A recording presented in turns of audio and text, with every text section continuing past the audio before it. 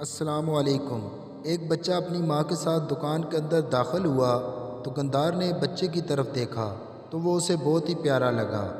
دکاندار نے ٹافیوں والا ڈبہ اٹھایا اور کھول کر بچے کے سامنے کر دیا۔ بچے نے سوالیہ نظروں سے دکاندار کی طرف دیکھا تو دکاندار نے کہا، بیٹا آپ اس میں سے ٹافیاں لے لو۔ بچے نے انکار کر دیا تو دکاندار نے اصرار کیا، لیکن بچہ نہ مانا۔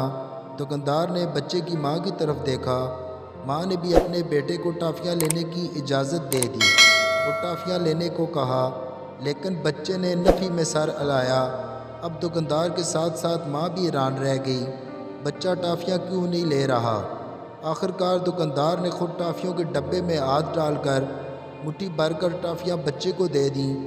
بچے نے فوراً ہاتھ بڑھا کے ٹافیاں تحفے میں لے لیں اور خوش ہو گیا۔ گھر آ کر ماں نے بچے سے پوچھا کہ کیا وجہ تھی کہ تم نے پہلے ٹافیاں نہیں لیں، پھر جب دکاندار نے دیں تو تم نے فوراً پکڑ لی۔